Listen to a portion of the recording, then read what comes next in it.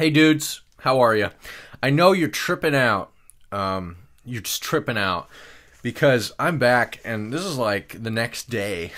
Can you believe it? I don't even know what I'm going to do with myself. We're back, man. We are on chapter 18. My name is Ross Merrick, and we're reading Don't Sweat the Small Stuff, and it's all small stuff. It's by Dr. Richard Carlson, PhD. I do that every time. Dr. Richard Carlson, PhD.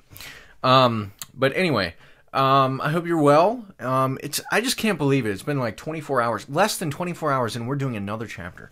We're on chapter 18, like I said, and we have 80, after this chapter, we have 81 more to go. This is like phenomenal. I know you're really excited. I'm excited for you, because I'm excited. All right, this is chapter 18. And it's entitled, Allow Yourself to be Bored. This is a good chapter. I like this. I read it before. I'm reading it. Anyway, here we go. For many of us, our lives are so filled with stimuli, not to mention responsibilities, that it's almost impossible for us to sit still and do nothing, much less relax, even if it's for a few minutes. A friend of mine said, not my friend, obviously Dr. Richard Carlson. Anyway, I don't need to say that. A friend of mine said to me, people are no longer human beings. We should be called human doings. I don't know, whatever. I was first exposed to the idea that occasional boredom can actually be good for me while studying with a therapist in La Conner, Washington, a tiny town with very little to do. After finishing our first day together, I asked my instructor, what is there to do around here at night? He responded by saying, what I'd like you to do is allow yourself to be bored. Do nothing. This is part of your training. At first, I thought he was kidding. Why on earth would I choose to be bored? I asked. He went on to explain that if you allow yourself to be bored, even for an hour or less, and don't fight it, the feelings of boredom will be replaced with feelings of peace. And after a little practice, you'll learn to relax. Much to my surprise, he was absolutely right. Wow. At first, I could barely stand it. I was so used to doing something every second that I really struggled to relax.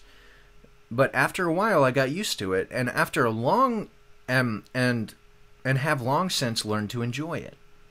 I'm not talking about hours of idle time or laziness, but simply learning the art of relaxing, of just being rather than doing, for a few minutes each day.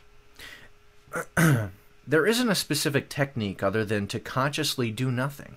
Just sit still. Perhaps look out the window and notice your thoughts and feelings. At first, you may get a little anxious, but each day it will get a little easier.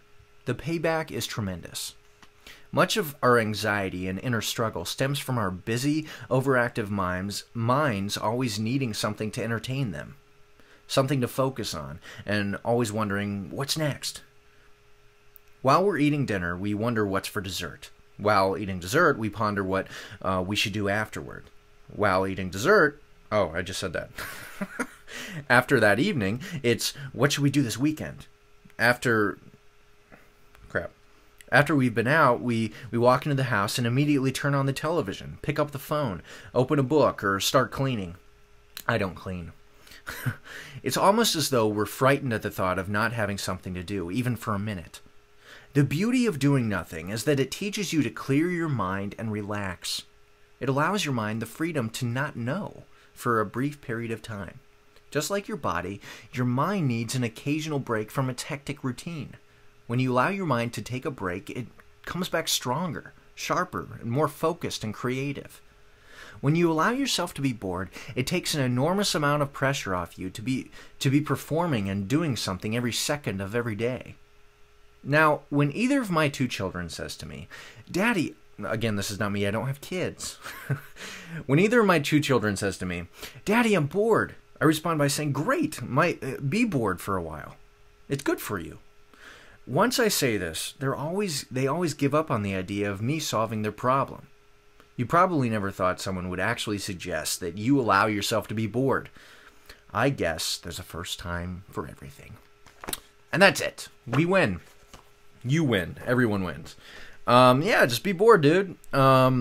I think that is a great bit of advice. Because, well, one thing that he says that I agree with is, you know how we let our body recuperate by sleeping, obviously. We need to be allow ourselves just the time in the day to just not think about anything and just relax, and it's gonna be okay. And yeah, I don't know why I try to elaborate on this stuff, because I don't have anything better to say than what he already said.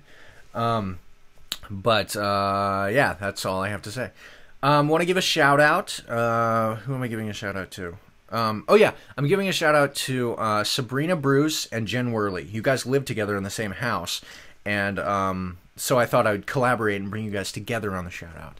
Love you guys. I don't see you guys a lot, but I care about you, and I appreciate your company when I do see you, and who you are as people. And yeah, so thanks for being my friend. That's about it. I might do these more often. I have a little bit more time on my hand right now. On my hands right now, both of my hands. Anyway, you guys be well. I look forward to seeing you very soon. And that's it. Okay, love you. Bye.